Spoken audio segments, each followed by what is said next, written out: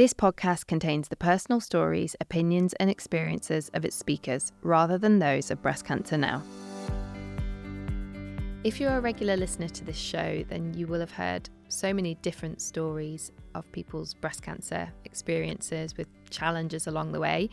But today's episode is a really, really positive, happy story of Lucy, who was diagnosed when she was 25 and went on to freeze her eggs and have a happy little baby who at the time of recording today is 3 months old. So if today you are really in need of a happy story, then this is the one for you. So go ahead and have a listen. Today's guest is Lucy Dawson, who was diagnosed with breast cancer in 2020 when she was just 25. Lucy wanted a family, so she decided to preserve her fertility through egg freezing. A few years later, she's had a beautiful baby girl, so we'll be talking about all things egg preservation and pregnancy after breast cancer. We'll also talk about starting a family, raising awareness, and what it's like to be diagnosed with breast cancer at such a young age. Lucy, welcome to the podcast. Thank you very much. Thank you for having me. So why don't you start by telling us a little bit about your life before diagnosis? So you were 24 and we were in the first COVID lockdown. What was life like for you up to that point? Life was really normal. It was great, but it was just very normal. I was a very normal 24-year-old, had a full-time job, a very big, close family, had a partner. I lived a very carefree, quite selfish life, I want to say. I did a lot of things that I wanted to do, spent my money how I wanted to spend it, and I had no worries at all. And how did you come to be diagnosed with breast cancer? So, like you said, it was in the lockdown. We'd gone into lockdown in the March of 2020, and then in the June, I discovered a rash under my left armpit. And I didn't think anything of it, really, but because of the COVID lockdown, we were having to make GP appointments over the phone and do video calls.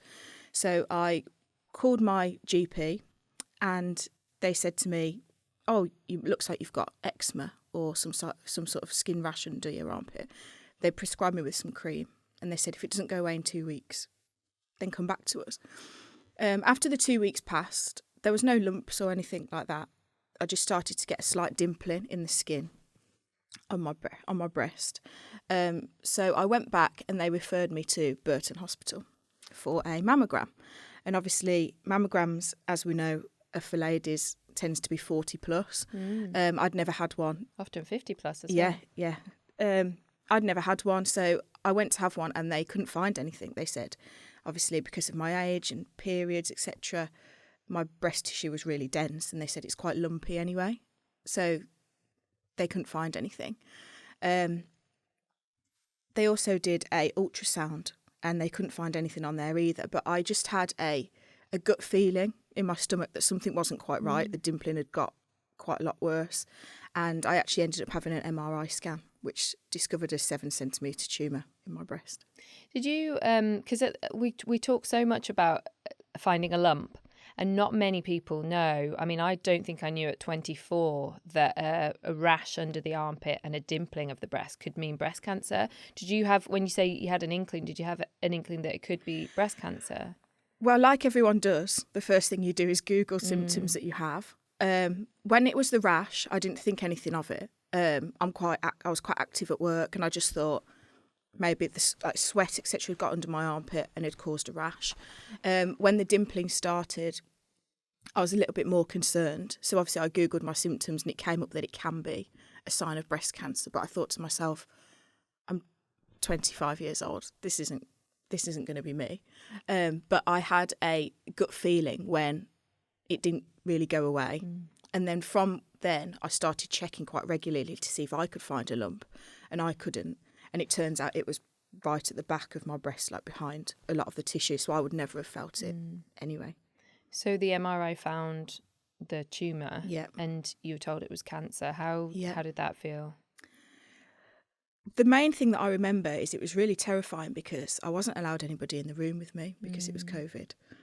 So I was allowed someone into the hospital with me, but I got called into the room by myself.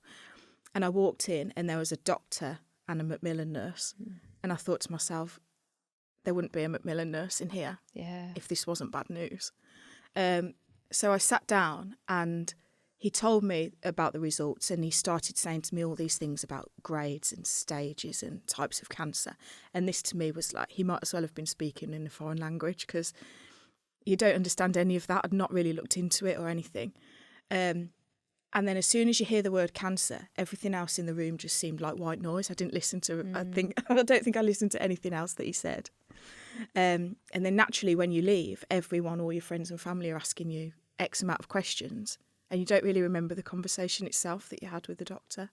It's really strange. Yeah, I was on my own for mine as well. I was 29, so a bit older than you, but I was also on my own because often when you get diagnosed when you're so young, you've probably been through appointments with people saying it's probably nothing. Yeah. And so by the time it gets to that appointment, I mean, your reason was because of lockdown. You couldn't have anyone in there, but I didn't have anyone in the room because I didn't think that I was going to be told any bad news.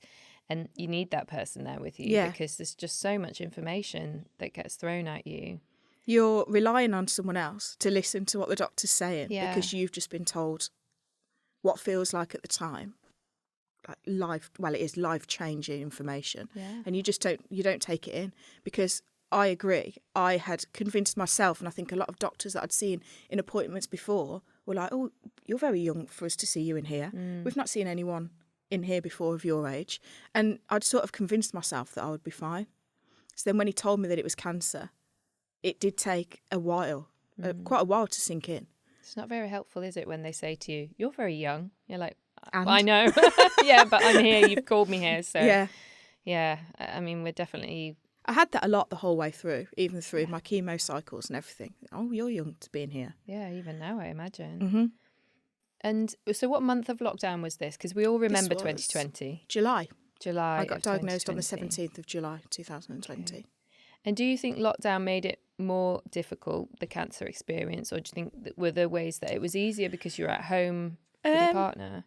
It was very split, because I felt like I wasn't really missing out on anything because no one was doing anything. Yeah. So obviously I wasn't allowed to travel, and I wasn't allowed to really go out the house and mix with people. I wasn't allowed to work, I had low immune system. But a lot of people were doing the same. So in that sense, I was quite glad that it happened in lockdown.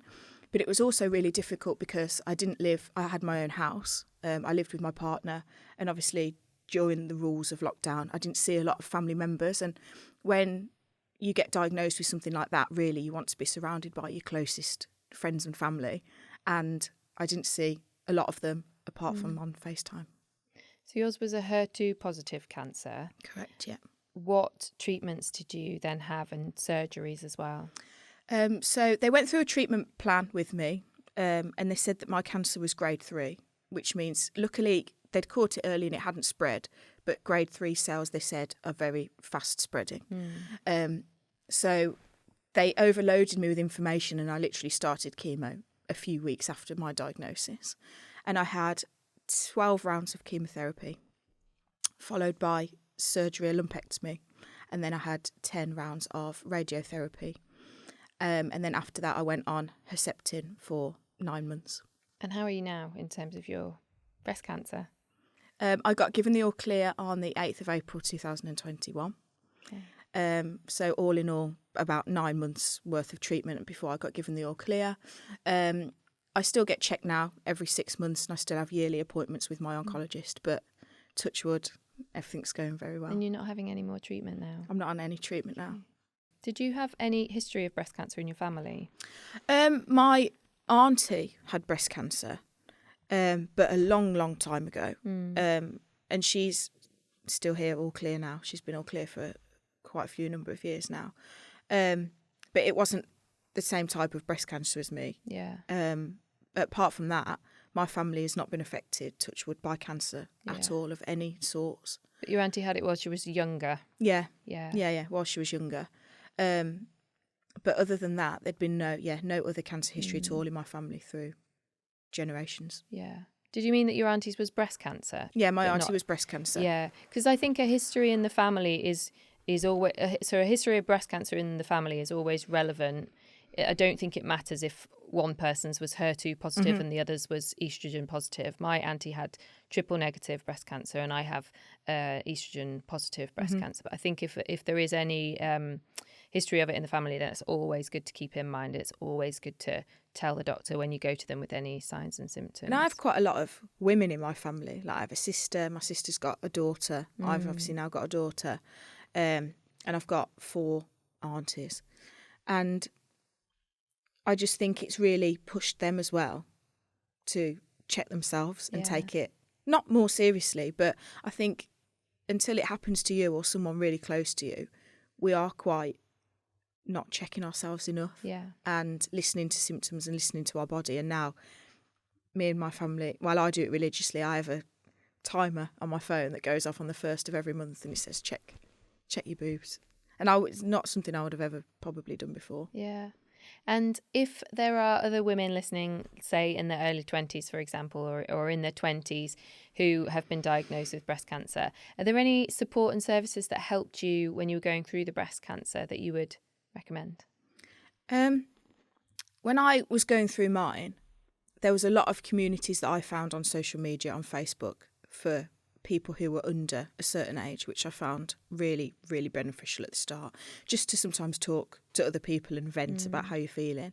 But also just check out local groups in your area. There's a place where I lived in Tamworth that was a drop-in and chat session, and you just went with a member of your family and you went and had a cup of tea and a piece of cake and you all just sat really openly and spoke about it, because I think sometimes it can be quite a taboo topic. And I just think don't be scared to go out and speak to other people, because whatever you're feeling, there's going to be hundreds of people that are feeling the same.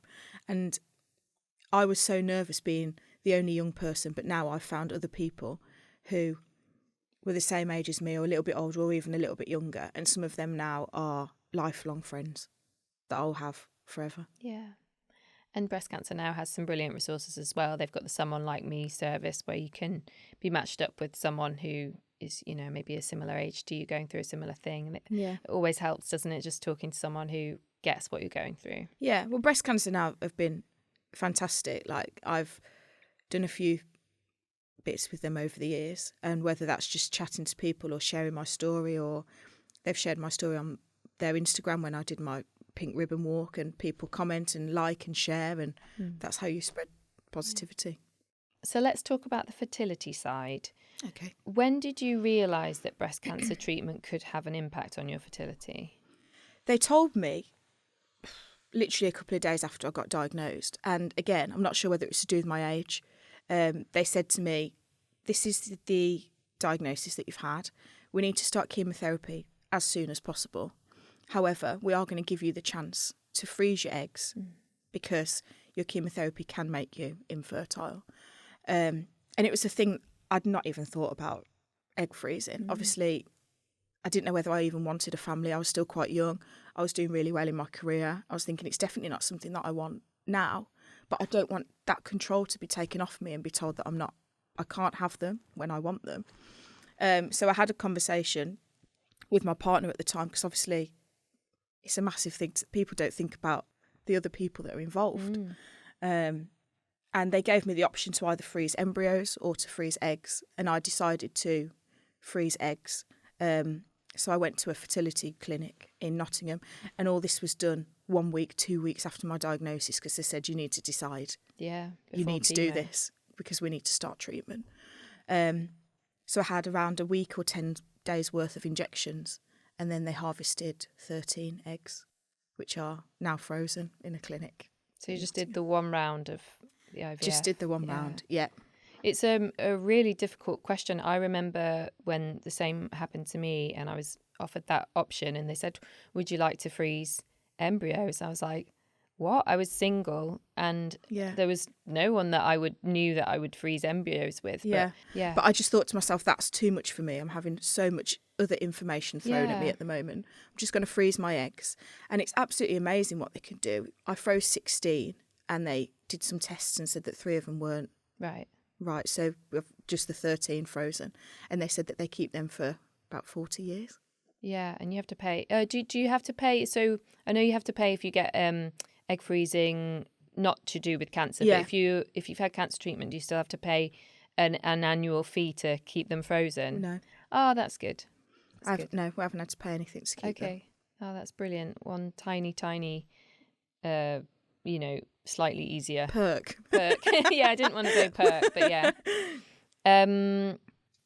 And sometimes when we talk about egg freezing, because you have to stimulate your estrogen to harvest those eggs, basically. But your cancer wasn't estrogen receptor positive, so there was no issue there for you, I assume. No. Yeah. I went on, I think it was 7 days worth of injections, and I had to just inject myself every night, and then it was a certain injection that you had to do 24 hours before they were harvested. Yes. And then I went into clinic, and I was in and out in the same day, just sedation, and it was actually a really smooth procedure. It was a lot easier than I thought it was going to be. Brilliant. So fast forward a few years, at what point did you then decide we're going to try and have a baby? Well, after my cancer, I didn't even think about it. I thought, right, I just want to get my life somewhat back to normal. So I went back to work, etc. And I went back on contraception, but obviously because of my breast cancer, they only allowed me to go on one type of contraception, which was the copper coil, because it's not hormone based. So I was on that for a while, and then we didn't even think about, because I'd been told that there was a high percentage chance that I wouldn't have children. We didn't even think about it. It wasn't something that we'd had a conversation about to say we're going to try. And actually, she was a lovely surprise. Okay. But we found out about her in October last year, and then she was born in June, just gone. So you basically answered the question. So you didn't use your frozen eggs. I didn't. Because you got pregnant naturally. I did. Great. Which was amazing. She's my little miracle. Yeah, and you're still really young to have your first child. Yeah, I'm 30 now, so I didn't do any mad 30th celebrations because I was 7 months pregnant. But I just thought this is something that I never thought would happen for me, especially naturally. Yeah. And when I took a pregnancy test and it was positive, I think I took about 4 or 5 because I just didn't believe it. And we were absolutely over the moon. Yeah. She's the best thing ever.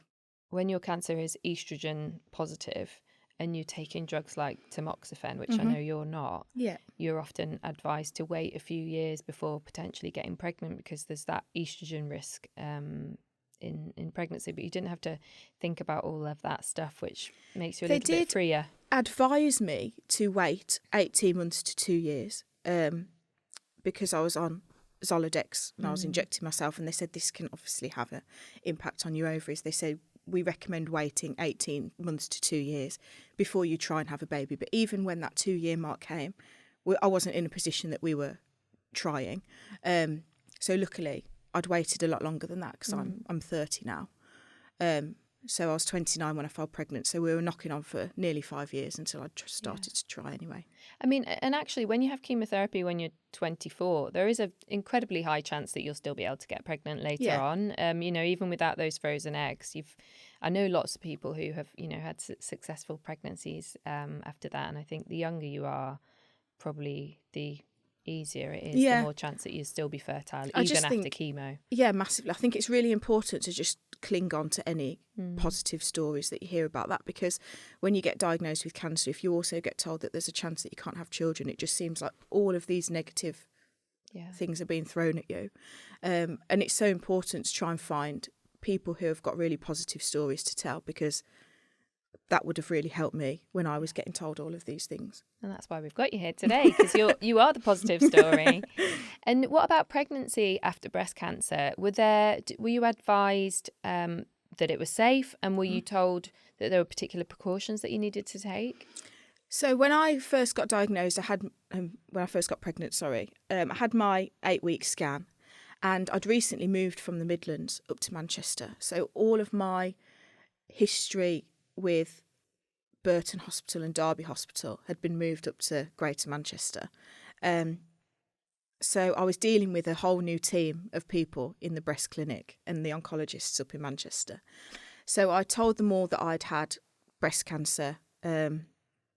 However, it was X amount of years ago. Is it safe? Do I need any precautions? And they did a few tests on me. I had extra scans just to make sure that everything was going okay. And they also did some ultrasounds because I didn't have any milk ducts in the breast that I had cancer in. So ultrasounds of the breast rather than of your belly with the baby? So they had ultrasounds of the breast, and I had 2 of those during my pregnancy. And it was all around, that was the only main issue, is that I wasn't able to breastfeed, and it wasn't something that they offered me. They advised against it because of my cancer history. They said, obviously, all the milk ducts have gone out of this breast, so naturally with pregnancy, it didn't get bigger, it didn't produce milk. So that was the only real thing that happened during my pregnancy that's really cancer related. The hospital were really good, and they did do extra scans, and they did extra ultrasounds on the baby every 4 weeks. And there was no issues. It was fine. Oh, the hospital team sound like they were brilliant. It's so lovely to hear those positive stories. They were brilliant. I was a bit worried because I'd got so used to the team at Burton. Some of the midwives at Burton Hospital are like best friends of mine now. And I was worried about going up to a whole new team of people. But everyone that you meet is just fantastic. And could you not breastfeed with the other breast? They said that I could, but they said it was highly likely that I would get mastitis and other sort of infections because of the amount of, say, pressure, the pressure on that one boob. Yeah.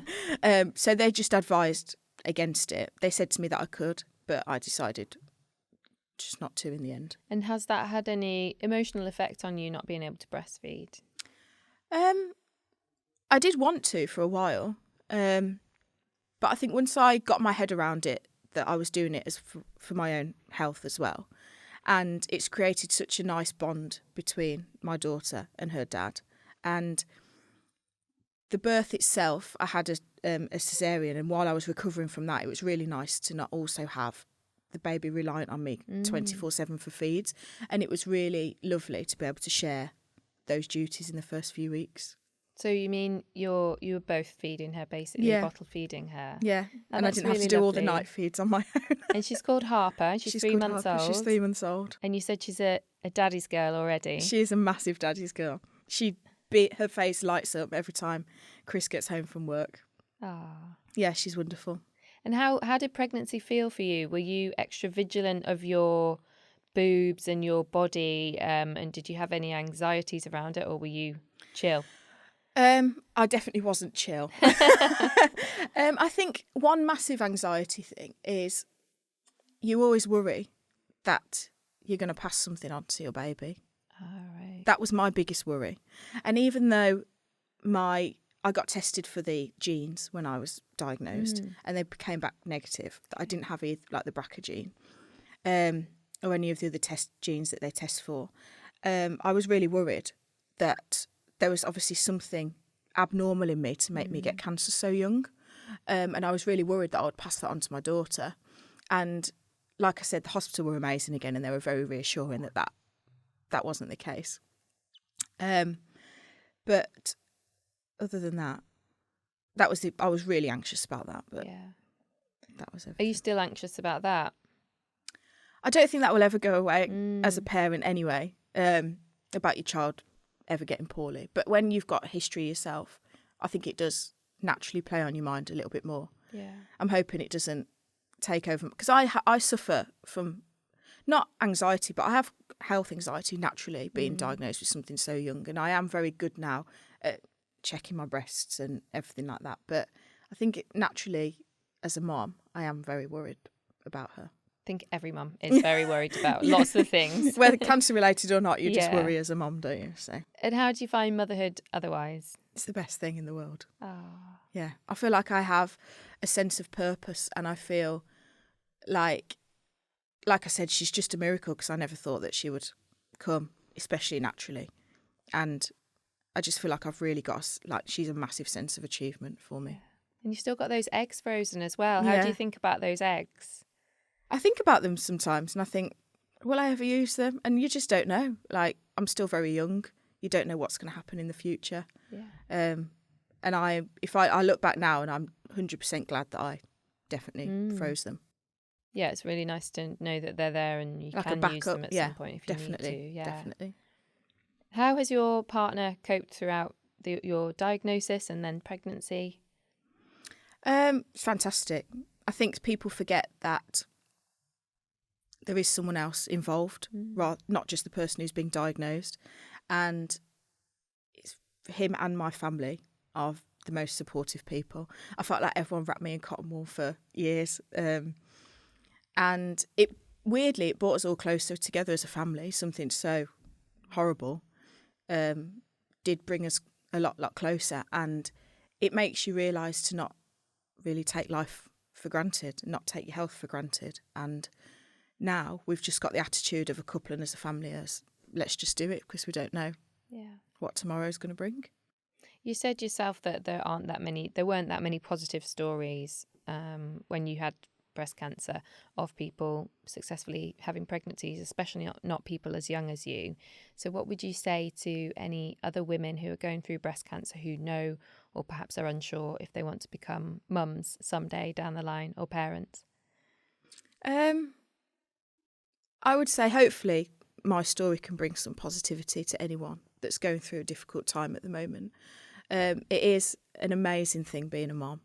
And I would just say, just listen to your body. Don't put pressure on yourself. It doesn't have to happen by a certain age. It doesn't have to happen naturally. It can happen through egg freezing and other forms. And I just think try and stay positive. And I know it sounds so cliche, but you just really have to try and stay positive and not stress, and because that does wonders for your body. And just going back to before your diagnosis, and obviously we're in COVID, so that made it different.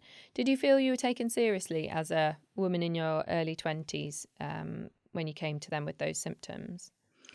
I think when I first went with the rash, they easily just gave me some cream and just thought, right, get on with it. I think when I had the ultrasound and the mammogram and they didn't find anything, I think I could have quite easily just said, okay, because as medical professionals, you listen to what they're saying to you. And it was actually myself that pushed for an MRI. I wasn't originally offered an MRI. I was told that they didn't find anything. And if the symptoms got worse or if I started to feel a lump or anything, then to come back. And I actually put my foot down and said, I want some more reassurance than this. And I don't think at that point I was taken seriously. And I'm not sure if it was because of my age. But I felt like I really had to force to get an answer. And I look back at that now and I think if I hadn't pushed for that MRI, I don't know where I would be. That's really scary. We hear a lot of stories about women who have to put their foot down, as you say, advocate for yourselves. And I've done the same for myself, unfortunately, quite a few times. What can we do about that? Like, what can we...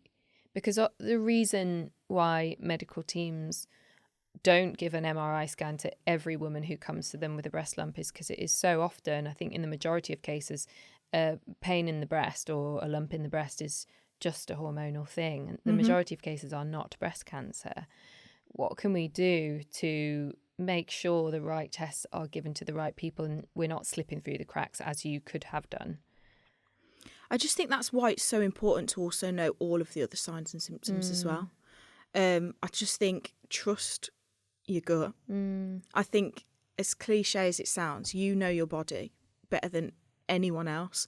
And it is scary how many people are getting turned away and how many people are on waiting lists for scans. But I just think everyone needs to stick together and everyone just needs to shout about your health is so, so important. Yeah. I think it's also because it's impossible to know, if you're sent away, we're taught to trust our medical teams, our GPs and our certainly oncologists. And if you're sent away saying it's nothing, then it's really, really hard then to come back and say, no, I think it is something, even if you're just going off your gut. What do we know as non-medical professionals? But I think for me, the key difference is time. I think if you're still experiencing symptoms within a couple of weeks or a month, or they're really not going away or they're getting worse, then absolutely go back. Yeah, and I just think don't be afraid of putting your foot down. I think we are taught to just accept what medical professionals tell us. And I'm not saying that they're all wrong, because they're definitely not. But I just think we know ourselves better than they know us. Yeah. And I would just say to anyone, never ever be afraid to go back to the doctor 2, 3, 4 times with the same thing. You're not wasting time. You're not wasting a GP's time. You're definitely not wasting your own time. So if you feel like something's wrong, I would go as hard as you do until you get reassurance or answers. And that's literally what they're there for. Mm-hmm. And sometimes you might get someone on an off day who is really busy and harassed and says, no, it's nothing. And actually what you need is another 5 minutes with a different doctor or with that doctor. And I think it's so easy sometimes when you call the GP and you're in a queue or you can't get in for X amount of time to just leave it. Give up, yeah. Yeah, and I think it's just really important to persevere. And if you have to go through an emergency or you have to go to a different doctor, then that's what you do. You seem like a really confident person, and you said that you were happy to put your foot down with the doctors, but a lot of people don't feel that confident in a medical setting, and if they're told no by a GP or by a hospital doctor, they will take that as a no and they will leave. Yeah. How did you, like, were you always a confident person, and did that come naturally to you to push? I think it came naturally with my cancer diagnosis because I did have a real gut feeling that something wasn't right.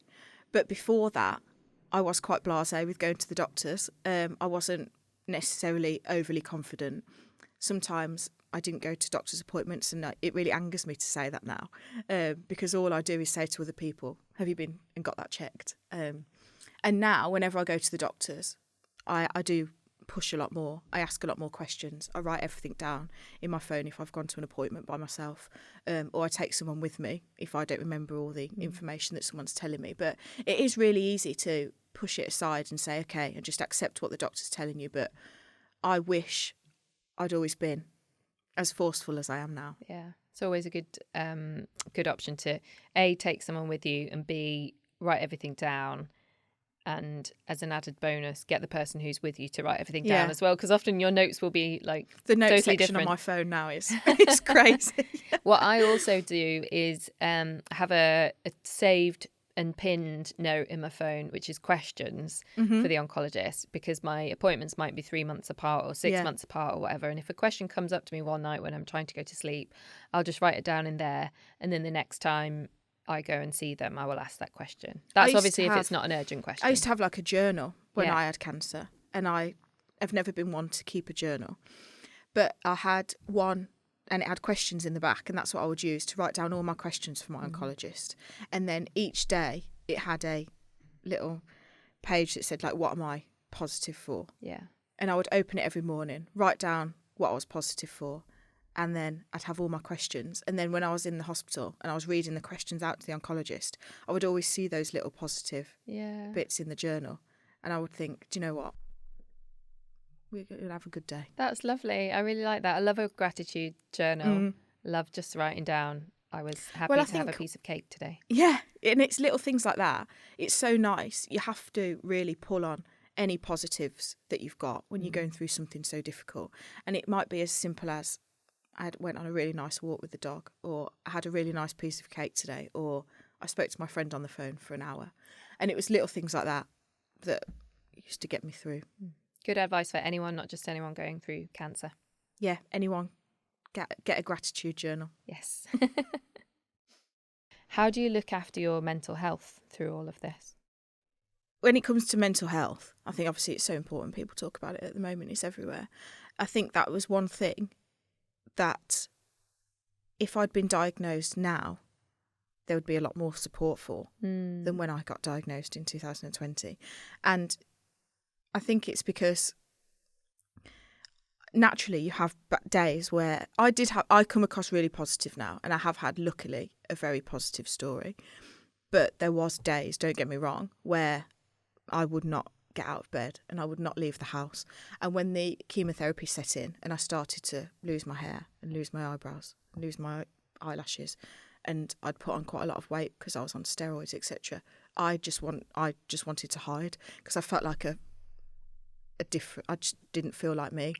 When I look back at photos now of when I was going through chemotherapy, I know it's me, but it feels like it was a different life. It feels really, really strange. What impact did COVID have on all of that, on top of that, if any? Just naturally feeling, I think it's really strange because you've got so many people around you who would do anything for you, and your family and friends, and everyone is there to support you. But you also I never felt lonelier. And it's a really bizarre feeling when everyone is asking what they can do for you and saying, do you need help with anything? But you feel so lonely because all you want is someone who gets it. And I didn't have anyone that got why I was feeling a certain way. And in COVID, with seeing less people, and if I had the energy to go out and go for a walk, I would go out and my mind would just spiral into, what does next week look like for me? What does 6 months' time look like for me? People are planning things, but I don't even know what the future looks like for me at the moment. And I think COVID made it quite hard because I spent a lot of the time naturally in the house, a lot of time looking on social media, and a lot of the time there's a lot of bad stories over there is good, and that's what you read, unfortunately. So I'm hoping that we can get some more positive stories out there, because if I was at home scrolling and I found my story or other people who had come out the other end, that's what I needed. You do spend so much time scrolling when you're going through cancer treatment, particularly chemo, particularly anything that keeps you bedbound. And I can't imagine if I'd been going through it during COVID, how that would have made things different, because in COVID you're also worried about getting COVID. What impact's that going to have on especially if you've got a low immune system, and then everyone's worrying about dying from COVID as well. And this was all of this that you had was before the vaccination came out. And then on top of that, you have this, you're going through IVF and you're 25 and you're having to make a decision about freezing your eggs and thinking about whether you want to become a parent in future, and all these things that nowadays a lot of 25-year-olds aren't really thinking about. Was there an emotional impact of all that on you? I think naturally it had a real emotional impact, and I don't think I realised the emotional impact that it had on me until I came out of it, because when you're living with cancer and every single week is multiple appointments and multiple treatments, you're so focused on getting better that it's not until you're not in the hospital every day and you're not surrounded by other people going through it every day that you actually stop to think, wow, what have I actually just gone through as a 25-year-old?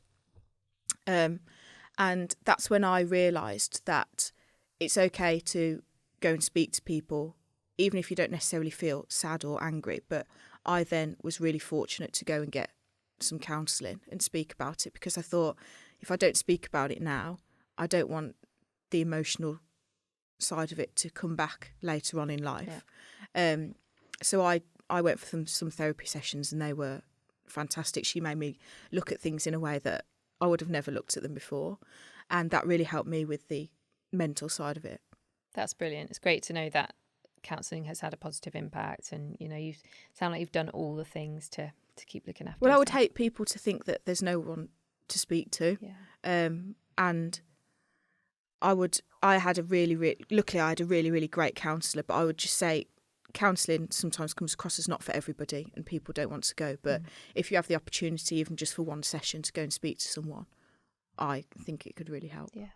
You were working for Marks and Spencer's when you were diagnosed, and you came up with a novel idea to help people to check their chests. Can you tell us about that? Yeah, so I was working at Marks and Spencer's at the time, and I thought to myself, a little bit like we discussed earlier, I don't really know the signs and symptoms. And I'd been through breast cancer, and I was like, do you know what? I'm still not 100% of all these signs and symptoms of breast cancer. And we have this portal through Marks and Spencer's where you can send in ideas to the CEO, and he reviews them and then has a look at whether it's something that we'd like to roll out. So I thought, why aren't we putting posters up in toilets and fitting rooms where women are getting changed and trying on bras, trying on lingerie, and they can there and then, it might remind them to check their boobs. So the CEO, I spoke to the CEO about it, and he rolled it out. And now there's breast cancer awareness posters in every ladies' lingerie and staff fitting rooms across the country. Amazing. And also spreading that message that you learned very early on, that it's not just about finding a lump, it's about dimpling, puckering, leakage, armpit rash, pain, all these different things. Everyone just assumes if it's a lump, that's the only symptom. But I think on that poster, there's 10, 12 symptoms of what to look for. And I think I wouldn't have even thought that half of those would have related to breast cancer. And I'm just hoping that someone trying on clothes or anything can see that poster and it reminds them to just give themselves a quick check over while they're in the fitting room. Have you had anyone contact Marks and Spencer and say, I saw this poster and now I've been diagnosed? Or I've had a few. There was a lady that came into a store, not even one that I worked at, but it was actually the one that my partner worked at.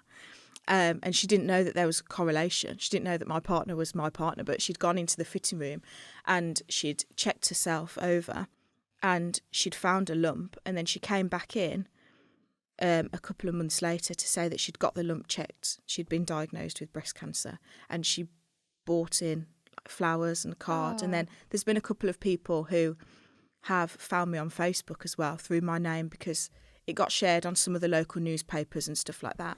I had a couple of people who have found me on Facebook and messaged me and said thank you, because without looking at the posters, I wouldn't have even checked myself, and I've now been diagnosed and I'm on treatment, or I've been given the all clear, etc. It's been wonderful. How does that feel, knowing it makes that you've helped? It makes me quite emotional when I think about it, because even just helping one person is massive, but to have 4 or 5 people message me and find me personally online to say thank you wasn't what I ever expected to happen. And obviously Marks and Spencer is such a huge company as well. There's so many stores around the UK and so many, that's a really huge possible amount of people to reach, isn't it? Well, there's close to, I think, 700 stores across the UK.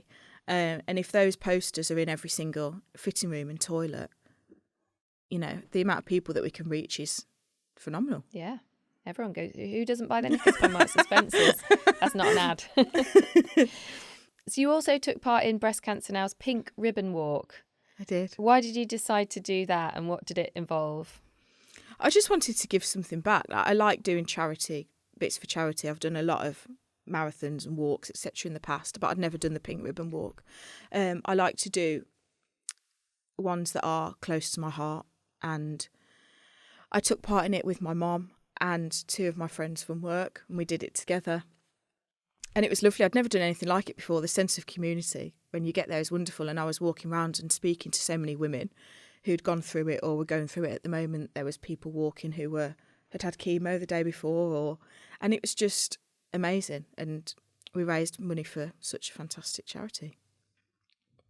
That's fantastic. Really cool. How far was the walk? It was 10 miles. And where was it? It was in the Peak District. Oh, amazing. Beautiful. It was Chatsworth House. Okay. Yeah, it was lovely. Perfect.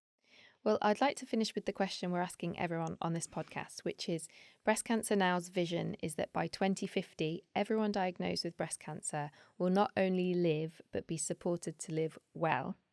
What does it mean to you to live well? Wow.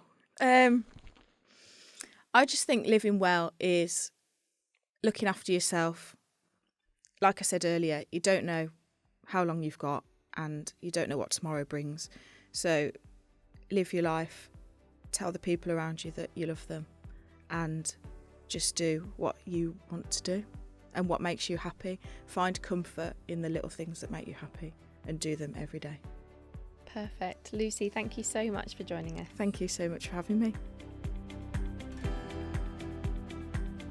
If you enjoyed this episode of the Breast Cancer Now podcast, make sure to subscribe on Apple Podcasts, Spotify, or wherever you get your podcasts.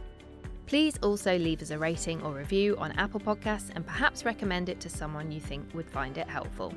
The more people we can reach, the more we can get Breast Cancer Now's vital resources to those who need them. You can find support and information on our website, breastcancernow.org, and you can follow Breast Cancer Now on social media at Breast Cancer Now. All the links mentioned in this episode are listed in the show notes in your podcast app. Thank you for listening to the Breast Cancer Now podcast.